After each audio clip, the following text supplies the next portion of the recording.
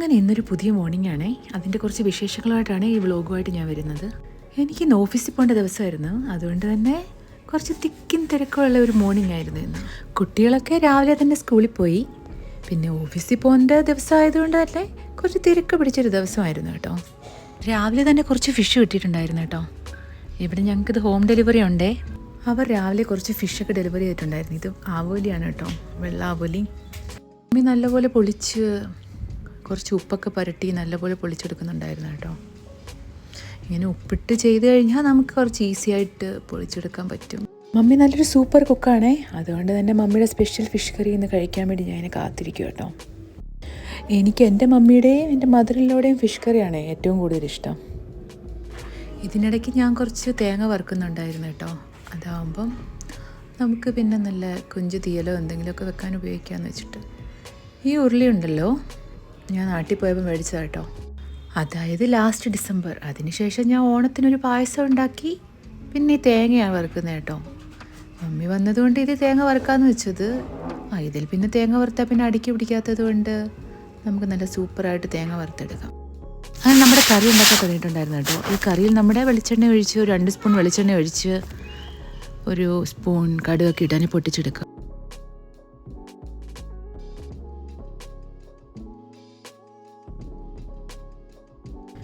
ഇതിൽ നമ്മുടെ പച്ചമുളക്, ഇഞ്ചി, വെളുത്തുള്ളി, കുഞ്ഞുള്ളി ഒക്കെ നല്ലപോലെ ചെറുതായിട്ട് അരിഞ്ഞിട്ട് ഒന്ന് വഴറ്റിയെടുക്കുക. ഇതിൻ്റെ അളവൊക്കെ ഞാൻ എൻ്റെ റെസിപ്പിയിൽ കൊടുത്തിട്ടുണ്ട് കേട്ടോ. അത് നിങ്ങൾക്ക് നോക്കാവുന്നതാണ്. ഡിസ്ക്രിപ്ഷനിൽ റെസിപ്പി കൊടുത്തിട്ടുണ്ടായിരിക്കും കേട്ടോ. ഇതിനെ നല്ലപോലെ ഒന്ന് വഴറ്റി എടുക്കുന്നതിന് വരെ നമ്മളൊന്ന് വെയിറ്റ് ചെയ്യുക.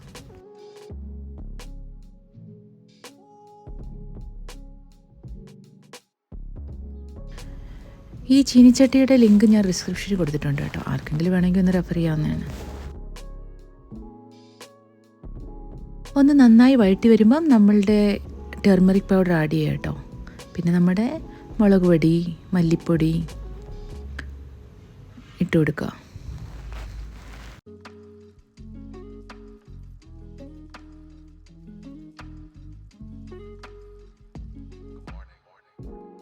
പിന്നെ ഒന്ന് ചെറു തീയിൽ അതിനെ ഒന്ന് ഇളക്കി യോജിപ്പിക്കുക. ഒത്തിരി കരിക്കണ്ട കേട്ടോ, ഒന്ന് ചെറുതായിട്ട് യോജിപ്പിച്ചാൽ മതി. ഈ റെസിപ്പി ഉണ്ടല്ലോ, നമ്മുടെ തനി കേരള റെസിപ്പിയാണ് കേട്ടോ. മമ്മി ഭയങ്കര നല്ല അടിപൊളി കുക്കായതുകൊണ്ട് നല്ല അടിപൊളിയായിട്ടാണ് ഈ കറിയൊക്കെ വെക്കുന്നത്.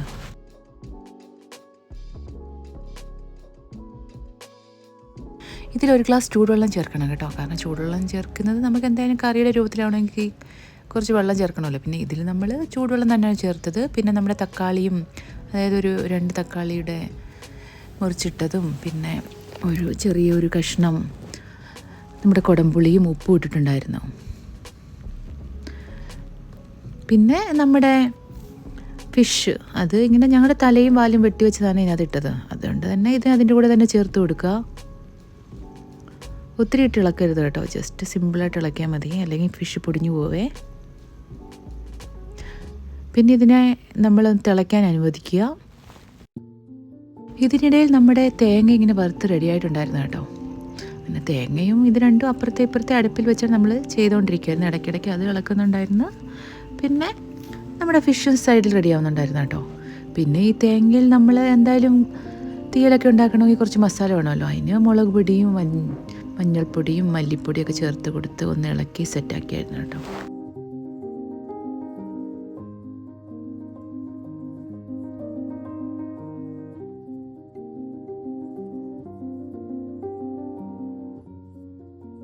രണ്ട് സ്പൂൺ മുളക് പൊടിയും ഒരു 1.5 സ്പൂൺ മല്ലിപ്പൊടിയും ഒരു ടീസ്പൂൺ നമ്മുടെ മഞ്ഞൾപ്പൊടി ഇട്ട് അതിനെ ഒന്ന് ഇളക്കി വെച്ചിട്ടുണ്ടായിരുന്നേ.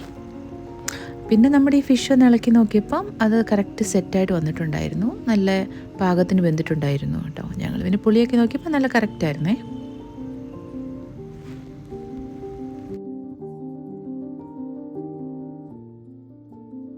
പിന്നെ ഈ കറിയിലോട്ട് നമ്മൾ അരച്ച് വെച്ചിരുന്ന തേങ്ങ ഇത് ചേർത്തിട്ടുണ്ടായിരുന്നു കേട്ടോ. അപ്പം നമ്മുടെ ഒരു കേരള സ്റ്റൈൽ പച്ചയരച്ച മീൻ കറി റെഡി ആയിട്ടുണ്ട് കേട്ടോ. ഇതിൻ്റെ ഫുൾ റെസിപ്പി ഞാൻ ഡിസ്ക്രിപ്ഷനിൽ കൊടുക്കുന്നുണ്ട്. ഞാൻ ഇടയ്ക്കിടയ്ക്ക് പറയുന്നത് എന്താണെന്ന് വെച്ചാൽ ചിലവർ ഇതിൻ്റെ റെസിപ്പി ഒന്നും പറയുന്നില്ലെന്ന് ഞാൻ കുറേ കമൻറ്റ് കണ്ടായിരുന്നു കേട്ടോ.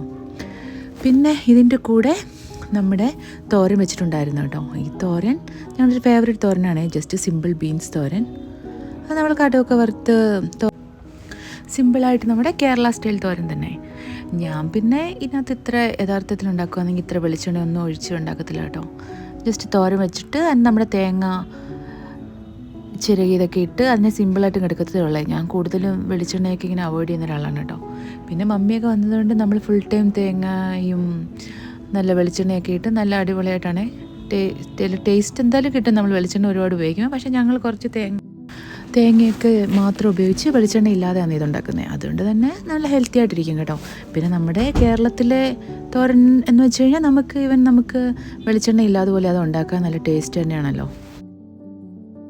നമ്മുടെ ആവോലിയുടെ നടുഭാഗം മുറിച്ച് വെച്ചിട്ടുണ്ടായിരുന്നല്ലോ, അത് വറുക്കാമെന്ന് വെച്ചാൽ കുട്ടികൾക്കൊക്കെ ആകുമ്പോൾ എന്തായാലും കറിയൊന്നും അവർ കഴിക്കത്തില്ല, അതുകൊണ്ട് അവർക്ക് വറുത്ത് കൊടുക്കാമെന്ന് വെച്ചാൽ. ഇതിൽ നമ്മുടെ സിമ്പിൾ മസാല, ഇഞ്ചി വെളുത്തുള്ളി, നമ്മുടെ മുളക്, പിന്നെ ഇത്തിരി വിനേഗർ കൂടെ ചേർത്ത് അതിനെ ഒന്ന് നല്ലപോലെ ഇളക്കി യോജിപ്പിച്ചിട്ട് നമ്മളൊരു 10 മിനിറ്റ് വെച്ചിട്ടുണ്ടായിരുന്നു കേട്ടോ. പിന്നെ അതിനെ നമ്മൾ ജസ്റ്റ് വെളിച്ചെണ്ണ ഇങ്ങനെ പാത്രത്തിൽ ഒഴിച്ചിട്ട് അതിനെ ജസ്റ്റ് ഫ്രൈ ചെയ്തെടുത്തുള്ളതാണ് കേട്ടോ. അങ്ങനെ ഇന്നത്തെ ലഞ്ച് ഒരുമാതിരി നമ്മൾ സെറ്റാക്കിയിട്ടുണ്ടായിരുന്നേ. ഇന്ന് മൊത്തം ഒരു വിഷമയമായിരുന്നെന്ന് തോന്നുന്നു.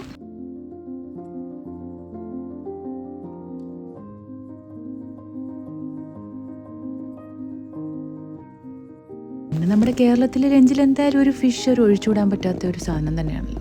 പിന്നെ ഞങ്ങൾ ഈവനിങ്ങിൽ ഞങ്ങൾ പുറത്ത് പോയിട്ടുണ്ടായിരുന്നു കേട്ടോ. കാരണം പപ്പയും മമ്മി വന്നതല്ലേ, സോ അവരെയും കൊണ്ട് നമ്മൾ പുറത്ത് പോയിട്ടുണ്ടായിരുന്നു. ഇവിടെ ഞങ്ങൾ ആക്ച്വലി പോകാനിരുന്നത് ഞങ്ങളുടെ അടുത്തുള്ള ഒരു റെസ്റ്റോറൻറ്റിലായിരുന്നു, കടമ്പ എന്ന് പറഞ്ഞിട്ട് ഞങ്ങളുടെ ഒരു ഫേവറേറ്റ് റെസ്റ്റോറൻറ്റ്. പക്ഷേ നല്ല ട്രാഫിക് ആയതുകൊണ്ട് ഞങ്ങൾക്ക് പോകാൻ പറ്റില്ല കേട്ടോ. അങ്ങനെ ഞങ്ങൾ തിരിഞ്ഞ് പിന്നെ വേറൊരു റെസ്റ്റോറൻറ്റ് കണ്ടുപിടിച്ച്, അതും സൗത്ത് ഇന്ത്യൻ ഫുഡ് മാത്രം കിട്ടുന്ന റെസ്റ്റോറൻറ്റ് ഉണ്ടായിരുന്നു കേട്ടോ. അവിടുന്ന് ഞങ്ങൾക്ക് ഈ ഹോട്ട് ചോക്ലേറ്റിലൊരു പണി കിട്ടിയേ. ഞങ്ങളെ കൊച്ചുങ്ങൾക്കാണെങ്കിൽ തണുപ്പടിക്കണ്ടെന്ന് വെച്ചിട്ട് ഹോട്ട് ചോക്ലേറ്റ് മേടിച്ചതാണ്. പക്ഷെ നല്ല ഐസ്ക്രീം ഇട്ടാണ് അവർ കൊണ്ടുവന്നത്. അങ്ങനെ ഹോട്ട് ചോക്ലേറ്റ് ഐസ്ക്രീമാണ് ഞങ്ങൾക്ക് അതിന് വരം കിട്ടിയത്. എന്നാൽ പിന്നെ ബൈ ബൈ.